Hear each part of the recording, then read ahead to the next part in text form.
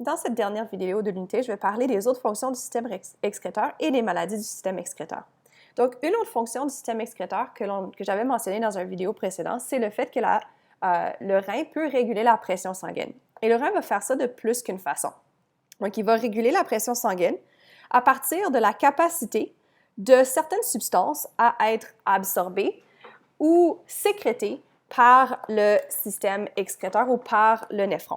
Donc, si on regarde le premier processus, donc il y a un premier processus qui, lui, va être déclenché par l'activation ou la désactivation de récepteurs osmotiques dans l'hypothalamus. Donc, rappelez-vous, ton hypothalamus, c'est dans ton encéphale, et ton hypothalamus, c'est ta glande et la composante de ton système nerveux qui régule toutes les autres hormones qui maintiennent l'homéostasie. C'est-à-dire que dans ton hypothalamus, donc une partie de ton système nerveux central, tu vas avoir des cellules qu'on appelle des récepteurs osmotiques qui, eux, vont être sensibles à la pression osmotique du sang. Maintenant, la pression osmotique, j'aimerais quand même qu'on le note, ce n'est pas égal à la pression sanguine. OK? La pression osmotique, c'est pas égal à la pression sanguine. Ça va avoir un lien avec la pression sanguine, mais ce n'est pas égal à la pression sanguine. C'est-à-dire que si je dis qu'il y a une haute pression osmotique, ça ne veut pas dire qu'il y a une haute pression sanguine. Si je dis qu'il y a une basse pression osmotique, ça ne veut pas dire qu'il y a une basse pression sanguine. Parce que dans le fond, la pression osmotique va donner la réaction inverse en temps normal à la pression sanguine. C'est-à-dire que si on regarde un cas spécifique, donc si j'avance tous ces endroits-là et je montre ce schéma-là qui va montrer dans le fond comment ça fonctionne. Dans ton hypothalamus, tu as des cellules qui, elles, sont sensibles à la pression osmotique, qu'on appelle des récepteurs de pression osmotique. Si les liquides organiques sont trop dilués, ça veut dire que quand on parle de osmose, on est en train de parler du mouvement de l'eau d'un milieu qui est moins concentré vers un milieu plus concentré pour diluer le milieu plus concentré. C'est-à-dire qu'il y a une haute pression osmotique si, imagine que tu as une cellule et que tu as un gros mouvement d'eau qui veut sortir de ta cellule. Ça va être une haute pression osmotique. Et pour avoir une haute pression osmotique, il faut que la concentration en soluté dans la cellule soit inférieure à la concentration en soluté à l'extérieur de la cellule. Parce que dans ce contexte-là, l'eau va vouloir sortir de la cellule pour pouvoir diluer le milieu extérieur et le rendre moins concentré, pour que la concentration à l'intérieur de la cellule soit égale à l'extérieur de la cellule.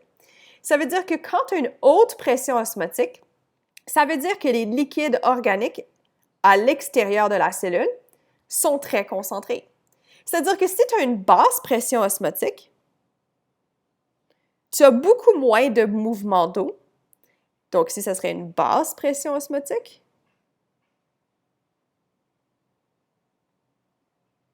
et donc, à l'extérieur, la concentration en soluté va être à peu près égale à celle à l'intérieur. Donc, elle va être diluée ou elle peut être inférieure qu'à l'intérieur. Là, la pression osmotique irait dans l'autre direction, puis on va quand même considérer que c'est une pression osmotique qui est basse. Donc, quand tu as une haute pression osmotique, les liquides organiques à l'extérieur de tes récepteurs osmotiques sont très concentrés, plus concentrés qu'à l'intérieur de tes récepteurs osmotiques, et eux, ils détectent le mouvement d'osmose de l'eau qui veut aller vers l'extérieur.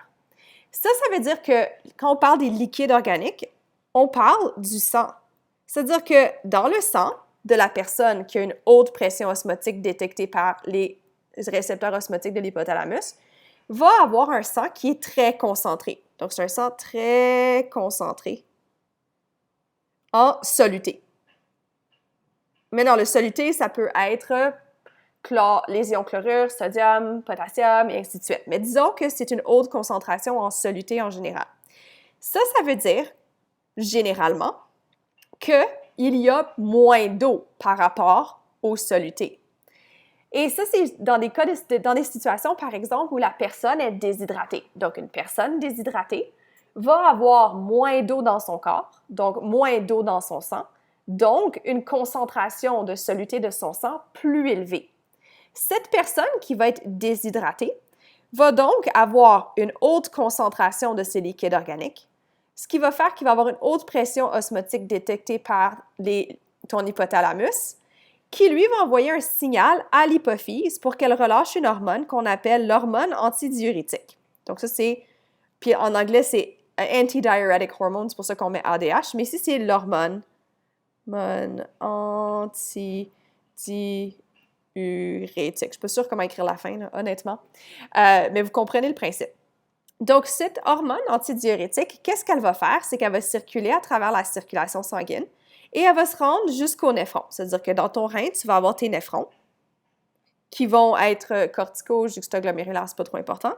Et elles vont dire, ces hormones-là vont se lier à des récepteurs qui sont sur les parois, sur les cellules qui forment les parois du tubule distal et du tube collecteur de ton néphron. Et ça va indiquer à ces cellules-là de devenir plus perméables à l'eau. Et en devenant plus perméables à l'eau, il va y avoir une plus grande absorption d'eau par les tubules distales et le tube collecteur. Et donc, il va y avoir une urine qui va être plus concentrée ou moins diluée parce qu'il va y avoir plus d'eau qui vont sortir de ton filtre pour retourner dans ta circulation sanguine pour augmenter la quantité d'eau dans la circulation sanguine. En augmentant la quantité d'eau dans la circulation sanguine, on est en train de diluer le soluté pour que la concentration en soluté dans tes liquides organiques devienne moins élevée, ce qui va diminuer la pression osmotique et la faire revenir à la normale. Et donc là, le signal arrête. Par contre, lorsque tu as une basse pression osmotique, ça veut dire que ton sang a une très faible concentration de soluté par rapport à la quantité d'eau. Donc, il y a trop d'eau dans ton sang par rapport à la quantité de soluté. Et tu ne veux pas qu'il y ait trop d'eau et que tes solutés soient trop dilués parce que tes solutés sont importants pour d'autres processus, comme le sodium est important pour être capable de faire la conduction de signal nerveux, le potassium aussi. Le potassium est important pour les contractions du cœur, etc. C'est-à-dire qu'on veut maintenant enlever de l'eau du sang pour faire que la concentration en soluté augmente. Donc, comment est-ce que ça se passe? Les récepteurs osmotiques détectent une basse pression osmotique, donc le sang est trop dilué. Donc, les récepteurs osmotiques envoient un signal à ton hypophyse pour que ça diminue la sécrétion d'ADH, donc ça arrête la sécrétion d'ADH ou ça la ralentit. En faisant ça, les cellules du tubule distal et du tube collecteur vont être moins perméables à l'eau, ce qui veut dire qu'il va y avoir une moins grande réabsorption d'eau dans ton tubule distal et ton tube collecteur pour que ça revienne dans ton sang. Donc ici, dans tes néphrons, tu vas avoir la réabsorption qui est inhibée. Et donc, tu vas avoir une urine qui va contenir plus d'eau. Et ça va faire en sorte que tu peux évacuer de l'eau en excès qui était dans ton corps. Et en évacuant l'eau en excès dans ton corps, ça va faire en sorte que la quantité de soluté dans ton sang va augmenter. C'est-à-dire qu'ici, c'est une régulation de la pression sanguine en régulant la quantité d'eau dans le sang. Parce que si vous imaginez que votre système circulatoire est un système fermé, parce que c'est un système fermé, sinon on saignerait. Donc, c'est un système qui est fermé de tubes qui, eux, ont des parois qui peuvent devenir peut-être un petit peu plus gros si on augmente le volume à l'intérieur, mais ils ne peuvent pas occuper un volume infiniment plus grand. C'est-à-dire que si tu augmentes la quantité d'eau dans le volume, dans ton sang ou dans ta circulation sanguine ou dans tes vaisseaux sanguins, ça va augmenter la pression du sang sur les parois des vaisseaux sanguins et c'est ça qui augmente la pression sanguine. Ça veut dire qu'on peut s'imaginer qu'une personne qui a du sang trop dilué a trop d'eau dans le sang, donc une pression sanguine élevée. Et donc, on peut réguler la pression sanguine en diminuant la quantité d'eau, ce qui va faire qu'on va diminuer le volume d'eau dans le contenant qui est dans nos vaisseaux sanguins. Et ça va diminuer la pression que ce liquide a sur les vaisseaux sanguins. Maintenant, si quelqu'un se retrouve dans une situation où il n'y a pas assez d'eau dans le sang, ça veut dire que le volume d'eau dans le sang est inférieur au volume que ça peut occuper dans les vaisseaux sanguins. Donc, ça va exercer une faible pression dans les vaisseaux sanguins, donc la pression sanguine va être basse. C'est-à-dire que ici, c'est le contexte dans lequel tu n'as pas assez d'eau, donc pression sanguine basse. Donc, remarquez que je reviens à l'idée que pression osmotique et pression sanguine, c'est pas pareil. Ici, tu as une haute pression osmotique, mais ça veut dire que tu as une basse pression sanguine. Et ici, si tu as une basse pression osmotique, ça veut dire que tu as une haute pression sanguine. Et l'ADH permet de réguler la pression sanguine en régulant la quantité d'eau qui peut être réabsorbée. Plus que tu réabsorbes d'eau, plus que tu augmentes le volume de liquide, donc plus que tu augmentes la pression. Moins que tu réabsorbes d'eau, plus que tu l'urines, donc tu l'évacues de ton corps, moins que tu as un volume d'eau qui rentre dans ton sang, donc moins que ta pression sanguine va être élevée. Et donc, ça joue avec la quantité d'eau qui peut être absorbée. Donc, le ADH, c'est pour avec la quantité d'eau. Par contre, on peut aussi avoir une régulation de la pression sanguine qui peut se faire à partir de la réabsorption de sel, donc de soluté. Et ça, c'est un autre processus qui permet de réguler la pression sanguine qui est aussi contrôlé par le rein, mais de façon un petit peu différente. Ça veut dire que le rein est capable de détecter, comme je l'avais mentionné, est capable de détecter à partir de l'appareil juxtaglomérulaire. Donc, j'aimerais qu'on revienne en arrière. Donc, ici, j'avais mentionné un appareil juxtaglomérulaire, juste là, qui, lui, est capable de détecter la pression sanguine du sang qui rentre dans l'artériole afférente d'un glomérule. Donc, cet appareil juxtaglomérulaire va déterminer, dépendant de s'il y a de la pression sur les vaisseaux sanguins, donc plus que la pression sanguine est grande, plus qu'il y a des pressions sur les vaisseaux sanguins. Donc, la pression va être détectée par cet appareil juxtaglomérulaire. Et si l'appareil juxtaglomérulaire détecte une variation au niveau de la pression, il va être capable de réguler aussi la pression sanguine, mais en ne changeant pas la quantité d'eau qui peut être absorbée, mais la quantité de sel. Ça veut dire que si la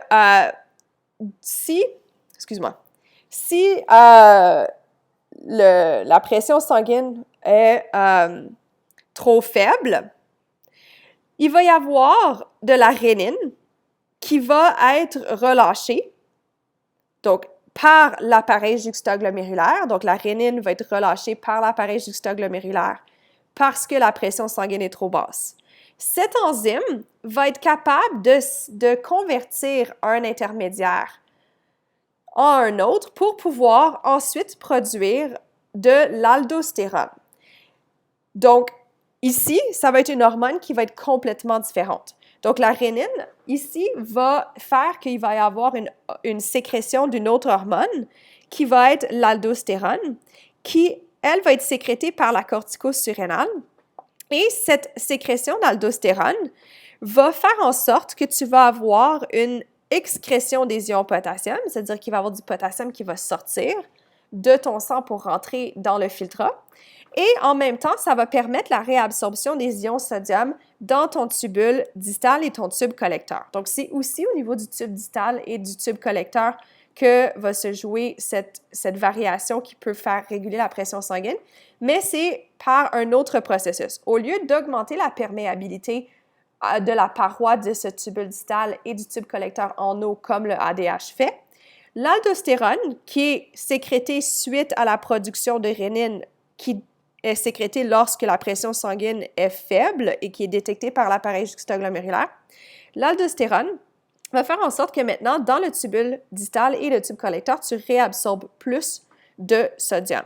Maintenant, réabsorber plus de sodium veut dire que tu vas avoir beaucoup plus d'eau qui va aussi être réabsorbée par osmose.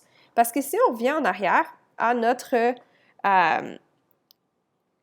néphron, donc si je reviens à une image d'un néphron d'une image précédente, OK, Donc, si j'identifie, ici, tu as ton tubule distal et ton tube collecteur. Ça veut dire que si je vous avais dit que, dans la dernière vidéo, qu'on pouvait avoir la réabsorption active, donc active, je voulais faire une flèche, mais juste faire une flèche moins fancy, réabsorption active des ions sodium, et ce qui arrivait en même temps par osmose, il va y avoir aussi une augmentation de l'absorption d'eau, parce que l'eau va toujours aller d'un milieu moins concentré à un milieu plus concentré pour pouvoir équilibrer les concentrations. Ça veut dire que si tu augmentes la quantité de sel que tu réabsorbes, tu vas aussi augmenter la quantité d'eau que tu vas réabsorber aussi. Donc, en augmentant la quantité de sel, de sel ou de sodium qui est réabsorbé, par osmose, tu vas avoir plus d'eau qui va être réabsorbée aussi, ce qui va augmenter le volume d'eau dans le sang, ce qui va ensuite augmenter la pression, ce qui est l'objectif, parce que l'appareil juxtaglomérulaire qui était ici a détecté une basse pression. Et cette détection de basse pression va faire en sorte que tu as une production de ton hormone qui va augmenter la perméabilité au sodium, donc la réabsorption du sodium. L'eau va suivre par osmose, ce qui augmente le volume d'eau, ce qui va augmenter la pression. Maintenant, si on compare les deux processus sont différents et ne vont pas être utilisés dans les mêmes contextes pour régler les mêmes problèmes. Par exemple, quelqu'un qui va avoir une pression sanguine qui va être régulée par l'hormone ADH, ça va être quelqu'un qui va être, si on regarde dans ce cas-ci, une personne qui est déshydratée. C'est-à-dire que c'est une personne, par exemple, qui a fait un effort physique intense et a sué beaucoup. Et donc, à partir de la sueur, a perdu beaucoup d'eau. Ou c'est quelqu'un qui, pendant une longue période de temps, n'a pas bu d'eau comme elle devrait boire normalement. Donc, cette personne-là va se retrouver dans une situation dans laquelle elle va avoir perdu de l'eau, mais elle ne va pas avoir perdu du soluté.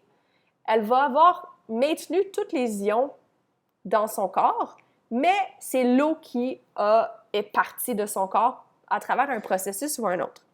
Dans cette situation-là, c'est l'ADH que l'on veut sécréter pour augmenter la pression sanguine parce qu'on ne veut pas augmenter la quantité de soluté qui rentre dans le sang parce qu'on a déjà une quantité suffisante de soluté dans le sang. Par contre, quelqu'un qui va avoir, par exemple, être très malade et va avoir une diarrhée intense. Une des choses qui va arriver avec la diarrhée intense, c'est qu'elle va se déshydrater très rapidement, mais elle va aussi perdre beaucoup de sel et de minéraux de son corps en même temps, avec la diarrhée. Ça va faire en sorte qu'il va avoir une baisse de soluté dans le sang, il va avoir une baisse d'eau dans le sang. Donc, il va avoir une baisse de pression sanguine avec une baisse de soluté. C'est-à-dire que les récepteurs osmotiques, ils ne détecteront rien. Les récepteurs osmotiques, eux, ils détectent un changement au niveau de la concentration de soluté, mais si on perd autant de soluté qu'on perd d'eau, mais la pression osmotique ne change pas. Si la pression osmotique ne change pas, mais la pression sanguine baisse, c'est là où la rénine va va permettre la sécrétion d'aldostérone qui, elle, va faire en sorte qu'on peut réabsorber du soluté et de l'eau en même temps. C'est-à-dire que ça va régler les deux problèmes. Ça va augmenter le volume d'eau dans le sang, ce qui va augmenter la pression sanguine, mais ça ne va pas affecter la pression osmotique. Ça va faire en sorte qu'il n'y a pas de problème au niveau de la pression osmotique parce que là, tu vas réabsorber du soluté en même temps. Ça veut dire que les deux processus peuvent sembler très similaires parce qu'ils augmentent la pression sanguine, c'est leur objectif. Par contre, dans quel contexte ça va être utilisé va être différent. Maintenant, les reins sont aussi responsables de maintenir le pH sanguin de façon plus permanente. Parce que de façon temporaire, je ne vais pas trop vous expliquer le système tampon, mais tout ce que j'aimerais qu'on se concentre dessus, c'est le fait que, par exemple, lorsque l'on fait de la respiration cellulaire, on sait qu'un des produits de la respiration cellulaire, c'est du CO2. C'est-à-dire que si tu augmentes la quantité de CO2 parce que tu fais un effort physique intense, ce CO2-là va aller dans le sang. Dans le sang, il y a de l'eau. Quand tu mets du CO2 plus de l'eau ensemble, ça fait de l'acide carbonique. Maintenant, je sais que ce n'est pas équilibré nécessairement, en fait, c'est équilibré, donc de l'acide carbonique. Donc, plus que tu as de CO2, plus que le sang devient plus acide. Augmentation des acides, de l'acidité, c'est-à-dire que le pH diminue. Right? On sait que le pH doit être égal à 7,4 pour être optimal. J'ai bien dit 7,4, il me semble? Oui, 7,4 pour être optimal. Ça veut dire qu'une des façons de faire en sorte que le pH du sang augmente, c'est de se débarrasser du CO2. Donc ça, c'est ce qui arrive généralement à travers la ventilation. C'est-à-dire que quelqu'un qui fait un effort physique intense, une des raisons pourquoi il respire beaucoup plus fort, c'est pour se débarrasser du CO2 pour éviter que le pH du sang diminue en dessous de 7,4. Et si jamais il y a une condition médicale qui, même si ce n'est pas un effort physique, mais qui augmente la quantité de CO2 dans le sang, la personne, même si elle ne fait pas un effort physique intense, elle va respirer très fortement pour se débarrasser du CO2. Maintenant, le rein n'est pas du tout impliqué dans ce processus. Mais le rein va être impliqué dans un autre processus qui permet de changer encore plus de façon permanente le pH du sang. Et il va faire ça en excrétant ce qui rend nécessairement le sang acide. Parce que les ions, l'acide carbonique, quand il va dans l'eau, il ne va pas rester sous forme d'acide carbonique. C'est un système à l'équilibre dans lequel on va avoir des ions hydrogénocarbonate et des ions H+, et c'est ça qui rend acide. C'est ça qui fait que le pH diminue. Donc, une façon que le rein régule le pH du sang, c'est en se débarrassant de ce qui rend le sang acide. En faisant ça, pour ceux qui ont fait le cours de chimie avec M. Cyr, vous avez vu que l'équilibre de la réaction va aller dans ce sens-là, ce qui va se débarrasser des acides carboniques en même temps. Et donc, ici, on va se débarrasser des protons. Comment est-ce qu'on fait ça? Bien, on a vu que dans les reins, il va y avoir des endroits où tu vas avoir la réabsorption et la sécrétion de certaines substances. Donc, si on revient à notre néphron, donc, je reviens encore un petit peu plus loin.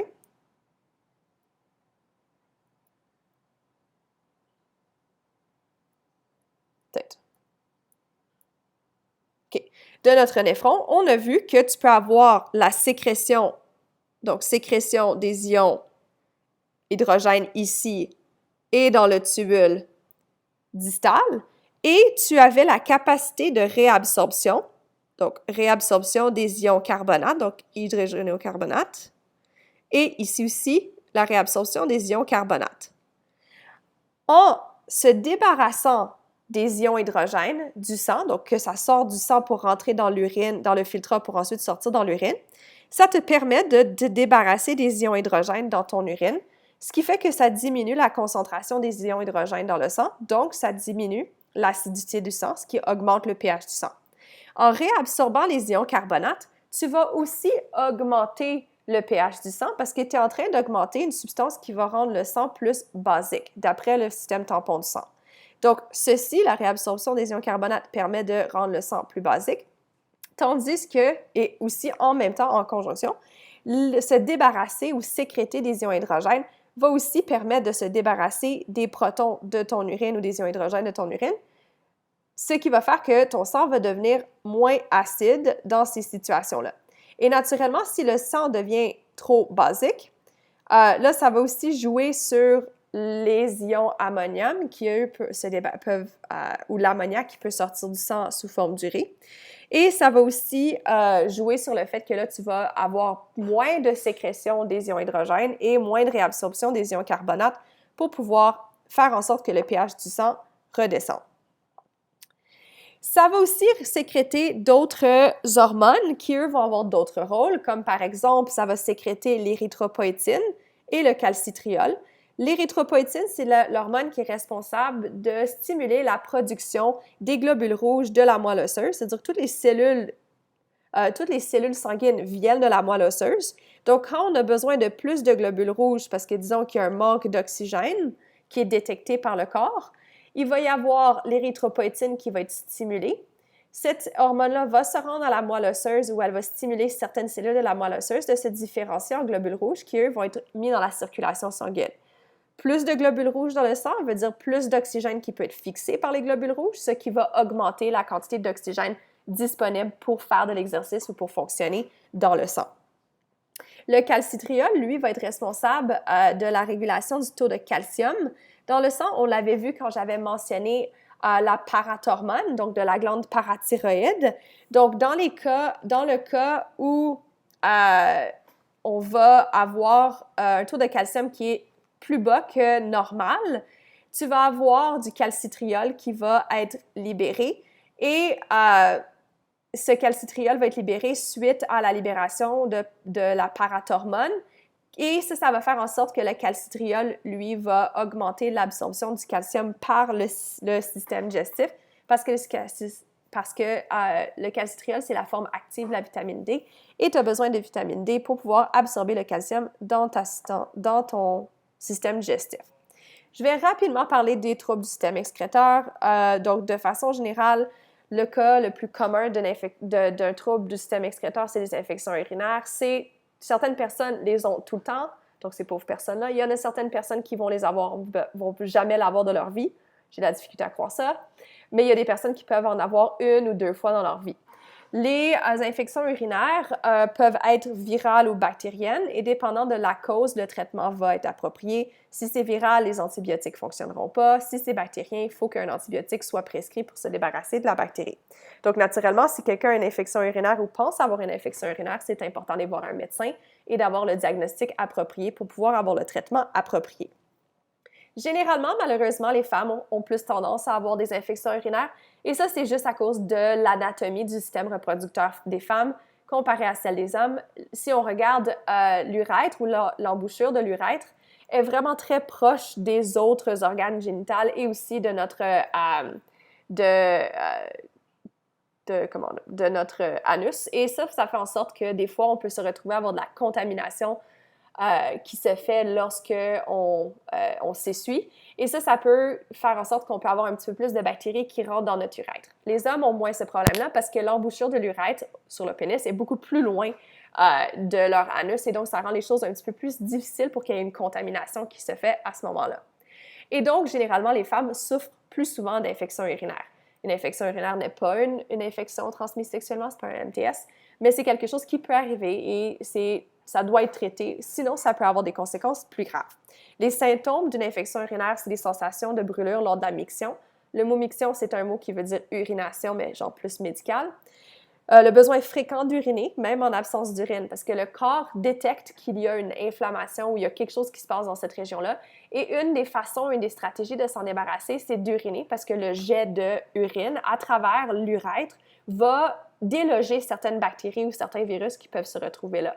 Donc, l'objectif, c'est de se débarrasser le plus possible de ton pathogène qui pourrait se trouver dans ton conduit, donc dans ton urètre, qui cause ton infection urinaire. Si l'infection urinaire n'est pas traitée, il va y avoir une coloration brune ou rouge de l'urine, puis ça, c'est à cause de la présence de sang dans l'urine, parce qu'il y a eu, à cause de l'infection, il y a eu une inflammation, il y a eu une réponse immunitaire, et à cause de ça, il y a eu des lésions qui se sont faites dans ton urètre ou peut-être même dans ton uretère, ta vessie et jusqu'à tes reins. Ça va causer, dans certains cas, de la douleur à l'abdomen, de la fièvre et des frissons, mais rendu à ce point-là, c'est que c'est une infection urinaire qui a migré probablement jusqu'aux reins et qui va nécessiter beaucoup d'intervention. Et donc, devrait être traité avant qu'on arrive à ce point-là. Généralement, si quelqu'un détecte les 2 premiers symptômes, avant qu'il arrive au 3e et au 4e, il faudrait que ces personnes-là aillent voir un médecin pour avoir le traitement approprié. Parce que dès qu'on embarque dans avoir des frissons ou une fièvre, là, ça devient une infection beaucoup plus grave qui peut mener à des lésions, donc faire que les cellules soient endommagées, les tissus soient endommagés de façon permanente. Et ça peut causer ce qu'on appelle l'insuffisance rénale, qui est dans le fond le fait que tes reins ne fonctionnent plus comme ils devraient et ne filtrent pas assez. Un autre problème, une autre maladie qui est associée au système excréteur, c'est les calculs rénaux. C'est aussi très commun et malheureusement, certaines personnes souffrent de calculs rénaux de façon chronique. J'ai un ami qui vient de se faire opérer cette semaine pour un calcul rénal ce calcul rénal était d'une grosseur de presque 1 pouce. Il a montré, puisqu'il l'a gardé, il a demandé s'il pouvait garder son calcul rénal et il a montré une photo. Et donc, c'était presque 1 pouce de long, à peu près 1 demi-pouce de large. Donc, vous pouvez vous imaginer que ce calcul rénal ne pouvait pas sortir de son rein et s'est retrouvé bloqué dans son bassinet. Et donc, il a dû avoir une intervention chirurgicale pour aller le sortir parce que c'était impossible de le faire sortir autrement. Les calculs rénaux, c'est des concrétions cristallines, c'est-à-dire que ça ressemble à un petit cristal.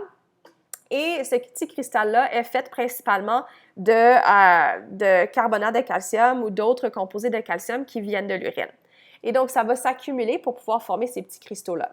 Ces composés calciques, généralement, ils vont être petits chez certaines personnes. Et quand c'est des petits calculs rénaux, les médecins font juste dire à la personne « hydrate-toi, bois beaucoup, urine », puis essaie de faire sortir le calcul rénal de façon naturelle. C'est-à-dire qu'il faudrait que le calcul rénal voyage avec le filtre, avec l'urine, jusque de tes reins, de tes uretères ou ton uretère jusqu'à ta vessie, de ta vessie jusque dans ton urètre pour que tu puisses l'évacuer dans ton urine. Et donc, des fois, ça prend du temps pour que ça fasse son voyage, mais malheureusement, en chemin, des fois, ça peut, les calculs rénaux, puisque ça ressemble à des cristaux, ça a des petits morceaux pointus, et ça peut causer de la douleur et causer des dommages en chemin. Certains calculs rénaux qui sont plus gros peuvent être pulvérisés avant avec des ultrasons, donc essayer de les briser pour les rendre plus petits, pour qu'ils puissent être sortis naturellement. Mais un calcul rénal qui est plus gros que 20 mm, donc ça c'est 2 cm, va nécessiter une intervention chirurgicale. Donc imaginez quelque chose de 2 cm qui doit sortir par ton urètre. Je peux vous dire que d'après ce que mon ami me dit, qui lui en a de façon très fréquente, c'est quelque chose d'extrêmement douloureux tout le long du processus, mais la chirurgie n'est pas la première intervention puisque la chirurgie comprend aussi des risques naturellement. Si vous voulez, vous pouvez toujours aller sur l'Internet voir des images de calculs rénaux. Je vous encourage à faire ça parce que c'est quand même assez intéressant à voir. Les calculs rénaux, à moins d'avoir une infection qui peut être causée par un calcul rénal qui ne sort pas, ne devraient pas causer un problème à long terme. Maintenant, certains cas, comme certaines maladies peuvent causer de l'insuffisance rénale. Ça peut être à cause de problèmes alimentaires, ça peut être à cause de mauvaise génétique, ça peut être à cause d'une infection. Mais dans ces situations-là, ou le diabète ou l'hypertension, tu peux avoir de l'insuffisance rénale, ce qui va faire que ton néphron ne va pas fonctionner comme il faut. Et il ne va pas avoir tous les néphrons qui vont être capables de faire la filtration comme on l'a vu. Et ça va faire en sorte que tu vas te retrouver à avoir un sang qui va être moins bien filtré. Et ça peut avoir des effets à long terme qui vont être désavantageux parce que l'objectif des néphrons, c'est de se débarrasser des déchets métaboliques qui, s'ils s'accumulent, deviennent toxiques. Ça veut dire que si tu n'as pas de rein fonctionnel, après quelques jours, après quelques semaines, éventuellement, tu vas t'empoisonner avec les propres déchets métaboliques que tu produis. Et donc, il faut, dépendant de combien il reste de fonction rénale, qu'il y ait des choses qui se passent pour qu'on puisse s'assurer que la personne a le sang qui est filtré adéquatement.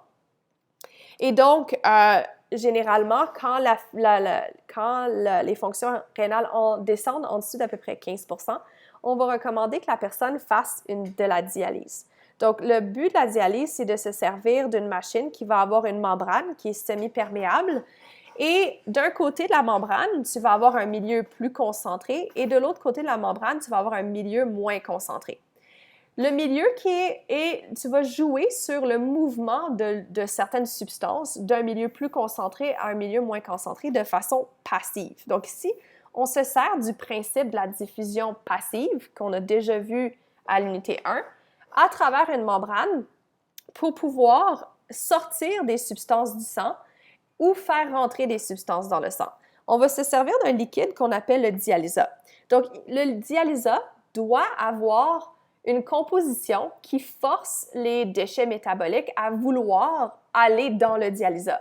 Donc, il faut que le dialysat soit très pauvre ou ne contienne aucun déchet métabolique. Parce que quand le sang va passer dans la machine, le sang va être séparé du dialysat par la membrane qui est semi-perméable et qui va permettre aux déchets métaboliques de suivre leur gradient de concentration, donc du sang plus concentré vers le dialysat moins concentré. Mais on veut s'assurer aussi de ne pas perdre des choses importantes comme le sodium ou le glucose. C'est-à-dire que si ton dialysat n'a pas le sodium et n'a pas de glucose, le glucose va sortir par diffusion passive à travers ta membrane et tu vas aussi avoir le sodium qui va sortir par diffusion passive à travers ta membrane. C'est-à-dire que le dialysat va être un liquide qui va contenir de certaines concentrations de certaines substances que l'on va mettre dans des concentrations idéales pour s'assurer de faire sortir seulement les déchets métaboliques du sang à travers la diffusion passive. Il existe deux types de dialyse. On a l'hémodialyse et la dialyse péritonéale. Donc, hémo veut dire sang. Et donc, c'est la machine que je viens de décrire où là, tu as une machine à laquelle tu vas brancher le sang ou la circulation sanguine de la personne. Donc, ici, tu as ta machine à dialyse. Ici, c'est ta membrane semi-perméable. Ici, tu as ton dialysat avec la composition idéale du dialysat pour faire sortir seulement les déchets métaboliques. Tu vas mettre un tube qui va connecter, dans le fond, la circulation sanguine du patient à ta machine d'hémodialyse. Donc, le sang va sortir du patient, rentrer dans la machine. Les déchets métaboliques vont diffuser de façon passive d'un milieu plus concentré à moins concentré du sang vers le dialysat. Le dialysat, lui aussi, va être renivelé. On a du dialysat frais qui entre d'un côté et du dialysat qui, maintenant, a des substances plus concentrées de l'autre côté. Et donc, le patient va rester dans la machine pendant plusieurs heures pour permettre à ces déchets métaboliques de tous sortir du sang du patient et de se retrouver maintenant dans un dialysat qui est rempli de déchets métaboliques et qui va être jeté dans les déchets organiques et médicaux. La dialyse péritonéale, c'est une dialyse qui va se servir d'une membrane qui n'est pas artificielle. Ça va être une membrane naturelle que l'on trouve dans notre paroi intestinale. Ça veut dire que nos intestins sont entourés d'une membrane qu'on appelle le péritoine et cette membrane-là peut agir comme une membrane à dialyse. Et on peut donc se servir de la cavité abdominale comme la partie ici de notre machine de dialyse, d'hémodialyse. Donc ici, ce qu'ils font, c'est qu'ils vont mettre un tube à l'intérieur de la cavité abdominale de la personne. Ils vont remplir la cavité abdominale de la personne avec du dialysat qui est frais. Rappelez-vous que les intestins sont aussi tapissés de vaisseaux sanguins. Le péritoine va séparer les vaisseaux sanguins du dialysat frais. Les substances, les déchets métaboliques vont sortir de la circulation sanguine, passer à travers la membrane du péritoine et rentrer à l'intérieur de la cavité abdominale pour aller d'un milieu plus concentré qui est l'intérieur du corps, donc le sang, vers le milieu moins concentré en déchets métaboliques qui est à l'intérieur de la cavité abdominale, mais qui est notre dialysat. La personne va donc se retrouver avec ce dialysat-là dans sa cavité abdominale pendant 6 à 12 heures.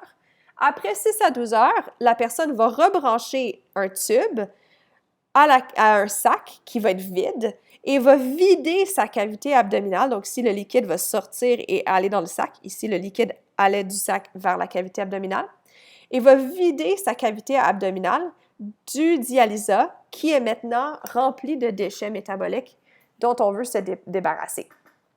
L'avantage de la dialyse péritonéale, c'est que la personne peut continuer à vivre sa vie normalement. Ils ont juste besoin de s'assurer de rajouter du dialysat frais à toutes les 6 à 12 heures, je crois que c'est 12 heures, et de vider le dialysat à toutes les 12 heures. C'est-à-dire que tu mets du dialysat frais, 12 heures plus tard, tu vides le dialysat, tu remets du dialysat frais, puis ensuite tu revides le dialysat, et ainsi de suite. Et donc, tu vas être capable de continuer, de rester chez toi, d'aller au travail, de faire ce que tu fais normalement, parce que c'est toi qui peux faire ça pour toi-même. Par contre, une personne qui va faire de l'hémodialyse doit se rendre à l'hôpital pour avoir accès à la machine de dialyse. C'est-à-dire que cette personne-là va se retrouver plusieurs fois par semaine à se rendre à l'hôpital pendant 6 heures, branchée à une machine. Vous pouvez vous imaginer que ça peut avoir un gros effet négatif sur la vie de la personne, considérant qu'une personne voudrait être capable d'aller au travail, par exemple, mais s'ils doivent aller à tous les 2 jours à l'hôpital pendant 6 heures, pendant la journée, ça va empiétrer beaucoup sur leur vie quotidienne. Il y a certaines personnes qui essayent de trouver des subventions pour pouvoir acheter leur propre machine à dialyse et l'avoir à la maison. Des dernières nouvelles que j'ai entendues, le gouvernement canadien rembourse les personnes qui peuvent acheter la machine pour l'avoir à la maison, mais ils ne vont pas payer pour la machine pour la personne. C'est-à-dire qu'une personne doit acheter la machine avant d'avoir la capacité d'être remboursée par le gouvernement pour cette machine. Mais les personnes qui peuvent se le permettre ont l'avantage qu'ils peuvent faire l'hémodialyse au lieu de le faire une fois à tous les 2 jours ou une fois tous les 3 jours, ce qui veut dire que pendant 3 jours, il n'y a aucune filtration des déchets métaboliques, donc il y a quand même une accumulation des déchets métaboliques. Ces personnes-là peuvent le faire pendant la nuit à tous les soirs, donc ça n'interfère pas avec leur quotidien parce qu'ils le font quand ils dorment et ils peuvent le faire à tous les soirs au lieu de le faire à tous les quelques jours. Donc, naturellement, il y a des désavantages et des avantages de chacune des méthodes. Un des désavantages de celle-ci, c'est qu'on doit insérer un tube de façon permanente à l'intérieur de la cavité abdominale qui peut avoir des conséquences au niveau de possibilité d'infection. Et la personne, naturellement, elle doit être à cheval sur son propre traitement par rapport à ça. Et naturellement, elle doit vivre avec ce tube-là qui sort de sa cavité abdominale. Par contre, une personne qui va se retrouver à avoir des fonctions rénales en dessous de 15% ou à 0, vont se retrouver dans des cas où ils vont peut-être nécessiter une greffe de rein. Parce que ça, c'est naturellement l'idéal. La dialyse va faire en sorte que ça peut prolonger la vie de la personne, mais éventuellement, dépendant du type de dialyse utilisé, il va quand même avoir une accumulation de déchets métaboliques qui va avoir des conséquences négatives sur la qualité de vie de la personne et peut mener à une mort prématurée. Ça veut dire que la greffe de rein est vraiment la meilleure chose à faire pour ces personnes-là. Par contre, les greffes, c'est quelque chose qui est difficile à obtenir parce que ça veut dire qu'il faut qu'il y ait des donneurs qui donnent, font des dons d'organes. Et ensuite, il faut trouver un donneur qui va être compatible génétiquement pour qu'il y ait une diminution de la capacité de rejet. Parce que techniquement, à moins que ça soit un don qui est fait par ton jumeau identique, génétiquement, 2 personnes ne sont pas identiques et donc vont avoir des possibilités de rejet où le système immunitaire de la personne qui reçoit l'organe reconnaît l'autre organe comme étant un intrus potentiel et l'attaque. Dans ces situations-là, c'est non seulement que l'organe va être détruit, mais aussi la personne qui fait l'expérience du rejet peut mourir à cause du fait que son système immunitaire s'emballe pour essayer de se débarrasser de l'organe qui serait l'intrus. Ça veut dire que pour faire une greffe de rein, il faut que la personne soit testée génétiquement. Il faut qu'on trouve un donneur qui est compatible ou le plus compatible possible. Et même avec un donneur qui est très, très, très compatible, une personne qui a une greffe de rein va toujours devoir prendre des médicaments anti-rejet qui va réduire sa capacité, son système immunitaire pour ne pas détecter le rein qui ne lui appartient pas ou les cellules qui ne lui appartiennent pas. Sinon, on peut avoir une situation de rejet. Maintenant, pour évaluer les fonctions rénales, les médecins vont devoir faire des tests d'urine, mais ils peuvent aussi faire des tests de sang.